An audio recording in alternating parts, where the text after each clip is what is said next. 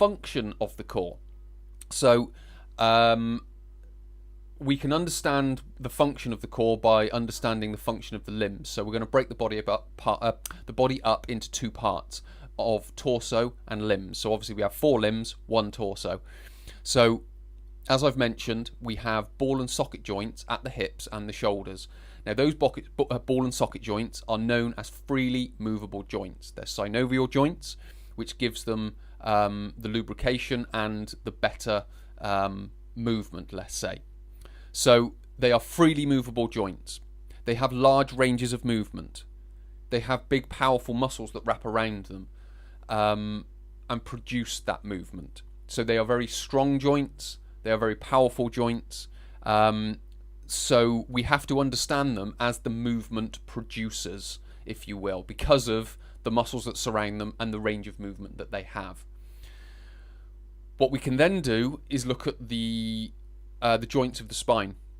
There are many joints of the spine. They are known as cartilaginous joints. These joints are known as slightly movable joints. So that all these individual joints that go all the way up the spine, they have a small range of movement, which when you put them all together can create a large range of movement, i.e. when I sit up straight and I rotate, that's lots of joints moving a little bit, and then it creates one big movement. Now, the muscles that surround these, they aren't big, powerful muscles. They can rotate the spine, they can flex the spine, they can extend the spine. That is a role that they have. It's just not a primary role. Certainly when gross movement is involved, and certainly when loaded movement is involved. So if we talk about like body weight movement, then you have more license to move your spine because of the reduced load on it. When we talk about loaded movement, i.e. a deadlift, a rotation exercise, whatever it may be, then what we're talking about there is a lot of load, which is a problem for the spine. And there are sort of layers to the function. So what I would also say is the function of the core is to prevent movement. Now, if we look at a deadlift, for example, we would maintain, let's just say, a neutral spine. Very controversial topic, I know, but just stay calm and work with me here. So, heavy load, maintain the neutral spine. When we lift, we want to lift through the hips, so the glutes. Then we want to be able to lift the bar from the floor and essentially stand up straight. So the movement is produced by the glutes and the hamstrings. They extend the hip and the body comes upright. Now, the muscles of the torso are there to prevent any movement whilst we are going from this sort of, let's just say, sort of 80 degrees. So if we're 180 degrees here, stood up straight, we're 90 degrees straight over, we may be at about 110 degrees when we're in the deadlift. What we have to do is maintain neutral spine all the way up. That's maintained by the isometric static contraction of the torso. Now, if we lift and the spine bends, that would be known as an energy leak. So the force that was produced at the glutes is getting leaked out of the spine, and it can't be transferred onto the bar to lift it up. So we then have to compensate somewhere else to get it up.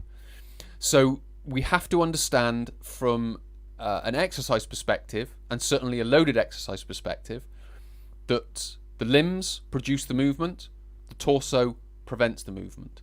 If we then move on to a sporting movement, like a throw, so it might be a pitch in baseball, it might be bowling in cricket, it might be throwing, it might be American football throwing, whatever it is, but a throwing movement.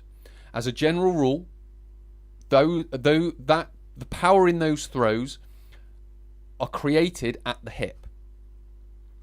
Now, we don't need to maintain the neutral spine all the way through it, because what starts to happen now is a pulsing effect.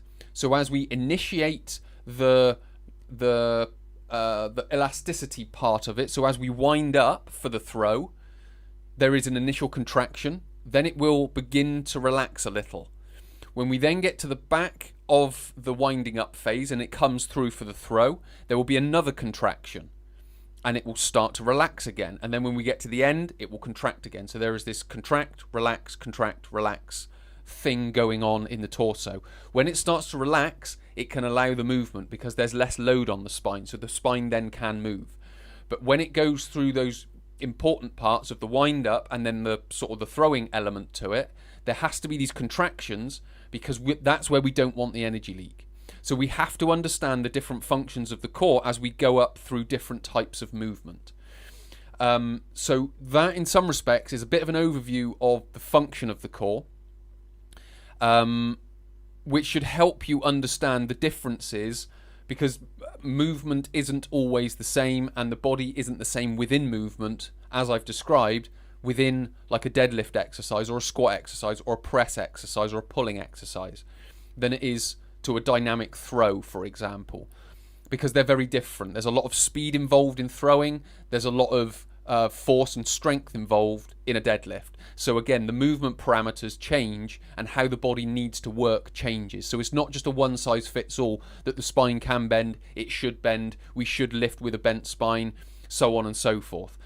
I won't go into the mechanics of the spine because that's not for this podcast. We're talking more about core strength, core stability, core endurance.